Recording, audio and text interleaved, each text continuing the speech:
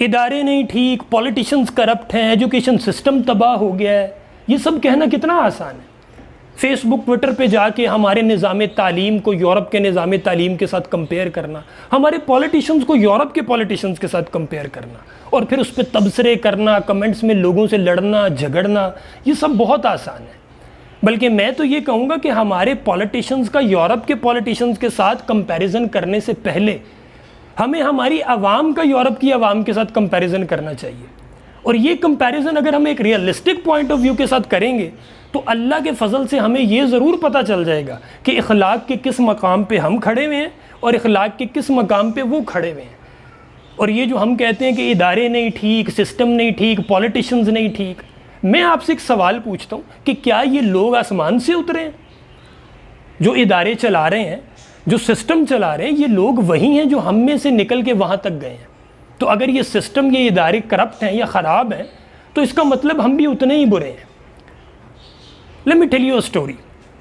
جرمنی کے ایک وزیر اپنی اہلیہ کو شاپنگ سینٹر لے کے گئے، اہلیہ کو وہاں پہ ڈراپ کر کے واپس آنے ہی والے تھے کہ دیکھا اہلیہ کا پاؤں پھسلا اور وہ سیڑھیوں پہ گر گئے۔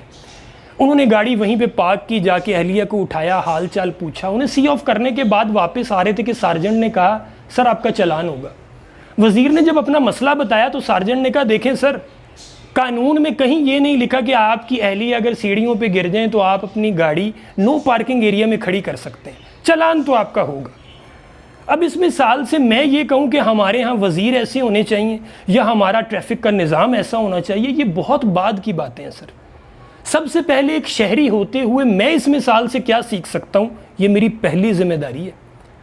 لیکن ہم تو وہ ہیں جو سڑک کے اشارے پہ 30 سیکنڈ کھڑے ہونا بھی پسند نہیں کرتے۔ آپ آبزرو کر کے دیکھ لیں، اشارہ کھلنے میں ابھی 10 سے 15 سیکنڈ باقی ہونا تو عوام آدھی سے زیادہ سڑک کراس کر چکی ہوتی ہے، اور جن لوگوں کو پاکستان سے کچھ زیادہ ہی محبت ہے وہ کہتے ہیں کون سی سڑک اور کون سا اشارہ، پاکستان ہمارا ہے، سڑک بھی ہماری ہے، اشارہ بھی ہمارا ہے۔ I ask you a simple question، جو قوم سڑک کے اشارے پہ 20 سیکنڈ کھڑی نہیں ہو سکتی وہ اپنے پاؤں پہ کیا کھڑی ہوگی سر؟ ہم تو وہ لوگ ہیں جو مسجد میں نہ جوتی چھوڑتے ہیں اور نہ ٹوٹی چھوڑتے ہیں، اور باہر کھڑے ہو کے ہم یہ کہہ رہے ہوتے ہیں جی پولیس اپنا کام ٹھیک کرے تو مسجد میں سے جوتی بھی چوری نہ ہو۔ کیا ہو گیا یار؟ ہمارے سارے کام دوسرے ہی آ کے کریں گے، خود بھی تو کچھ کرو نا۔ صفائی کا ہمارا یہ حال ہے کہ ہماری گلیاں کوڑے دان کا منظر پیش کر رہی ہوتی ہیں۔ اسپیشل رات کو 1-2 بجے اٹھ کے ہم اپنے گھر کا کوڑا گلی کے کارنر پہ پھینک کے آتے ہیں، یا پھر اس کوڑے کو اٹھا کے ہم سائے کی دیوار کے ساتھ لگا کے آتے ہیں۔ یہ حرکتیں کرنے کے بعد میرا نہیں خیال کہ ہمیں یہ زیب دیتا ہے کہ ہم اپنے صفائی کے نظام کو یورپ کے صفائی کے نظام کے ساتھ کمپیئر کریں۔ سڑک پہ اشارے توڑنے کے بعد میرا نہیں خیال کہ ہمیں یہ زیب دیتا ہے کہ ہم اپنے ٹریفک کے نظام کو یورپ کے ٹریفک کے نظام کے ساتھ کمپیئر کریں، یا ہم یہ کہیں کہ ہمارا ٹریفک کا نظام ٹھیک نہیں ہے۔ پہلے ہم یہ تو دیکھیں کہ ہم کیا کر رہے ہیں سر۔ یہ جو ہم اداروں کو، سسٹم کو، پولیٹیشنز کو برا کہہ رہے ہیں، یہ بہت بعد کی باتیں ہیں۔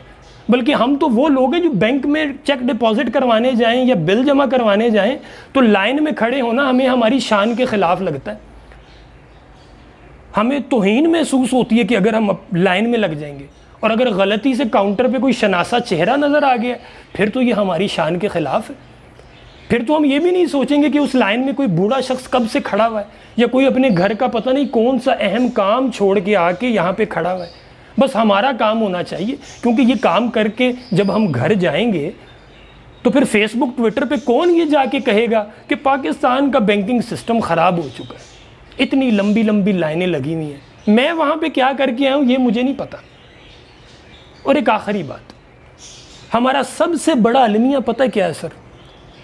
ہمیں دوسروں کی گندگی نظر آتی ہے، ہمیں دوسروں سے بدبو آتی ہے، لیکن جس دن ہمیں خود کی گندگی نظر آئے گی، خود سے بدبو آنے لگ جائے گی نا، تبدیلی اس دن شروع ہوگی۔